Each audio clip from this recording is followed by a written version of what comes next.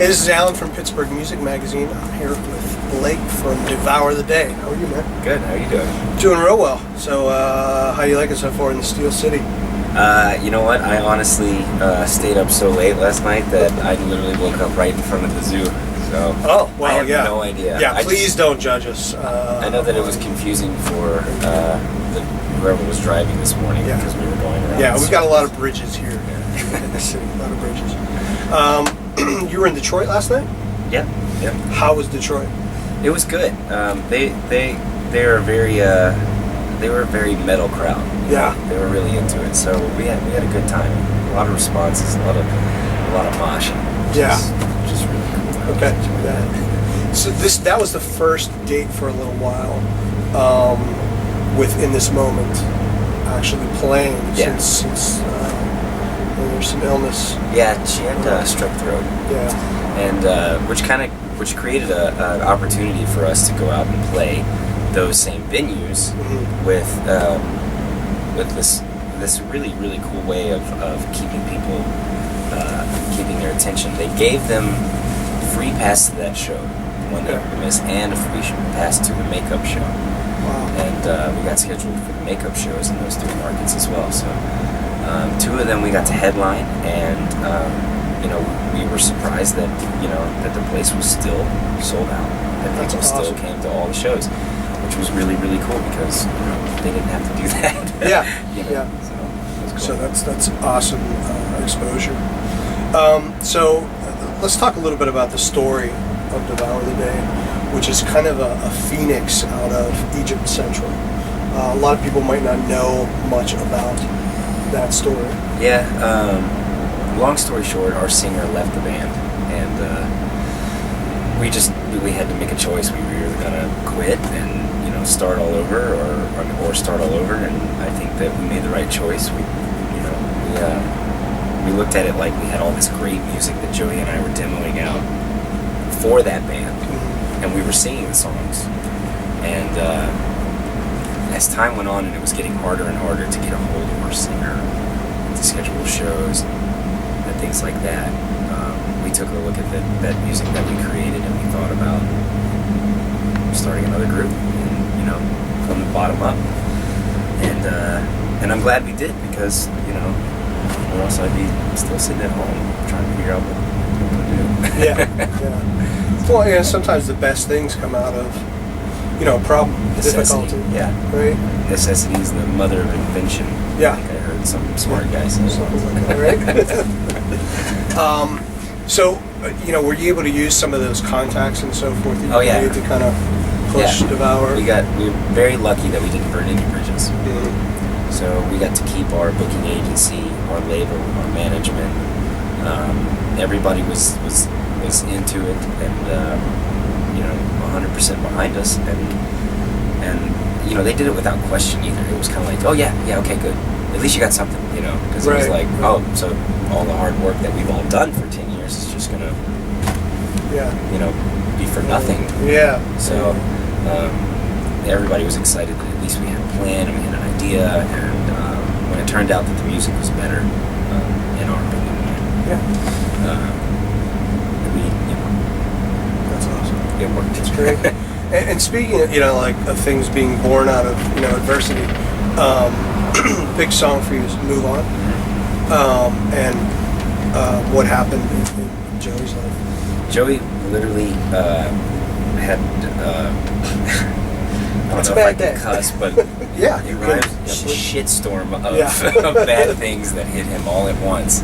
And he had been working on this piece about that situation for a long time, but then when it really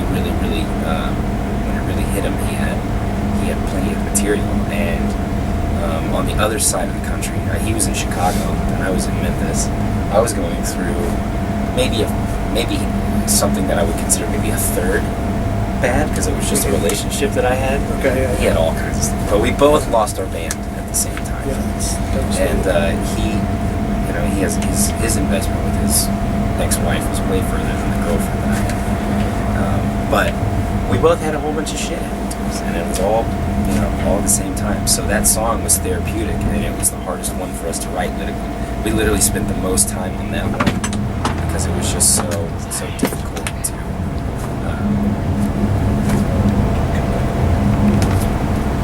It was so difficult to finish, but we did finish it, and when we were done, we knew we were working on something. We knew we had a different idea for the band. It wasn't the same kind of rock and roll straight up. We wanted to experiment, go in some different places. And how did that evolve with you guys? Like, I mean, I know it doesn't happen with a discussion necessarily. Is it like just jamming and saying, hey, like where is this coming from?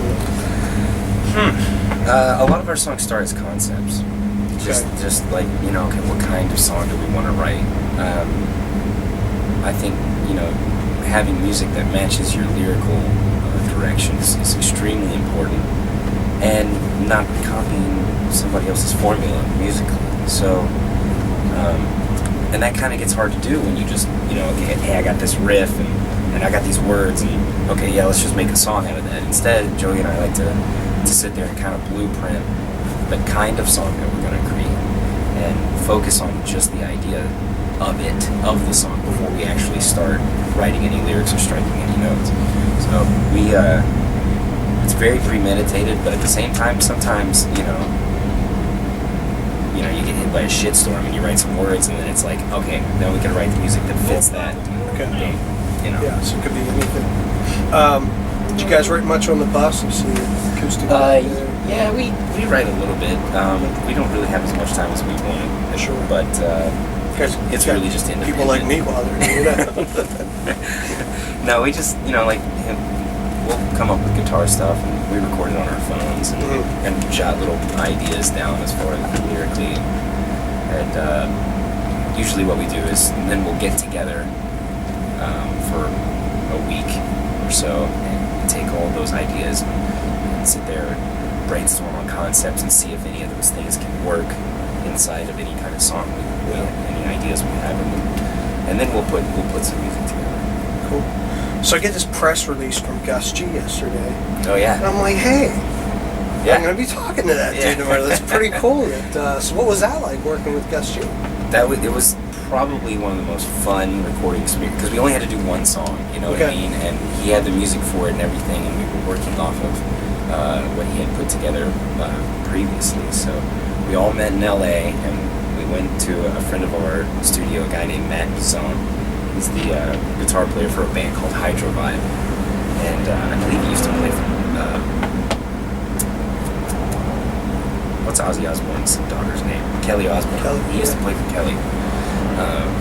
Anyways, we went to his studio and just got working on it, and Joey and I had been writing lyrics for it was very, very much of a coincidence, even though it doesn't seem like it is. It really was, because Joey wrote a few words down that were centered around like being the inspiration for a song and being what really makes music genuine, and he was using a metaphor as the fire. So, as to say, the fire is not the burn or the smoke or anything like that. And it just so happens that, Gus G is from Firewind, and he has like the fireman pickups and all kinds of cool stuff. I'm not sure if that's the exact name for the pickups, but it was just kind of like a strange coincidence. And so we started working on that song lyrically a couple days before we met with him, and then when we got up, we had an idea for the song, and he was just like, yeah, I don't care, it sounds amazing, let's just do it. It was really, it was just easy. It wasn't it wasn't difficult at all. He didn't have any kind of like rules or guidelines for us. He let us do exactly what we wanted to do, and was there to kind of put some ideas. And then we started working on the solo section of the song, and he was just lightning fast. Was like, oh yeah, I've got a solo. No problem. So it was fun. That's really cool. So after this tour, what's next for you guys? Because really, your relaunch of the CD just kind of really came out yesterday, right? Yep. Yesterday was the official release date, and for the remixes for the new record, the Caroline distribution and Fat Lady Music record. And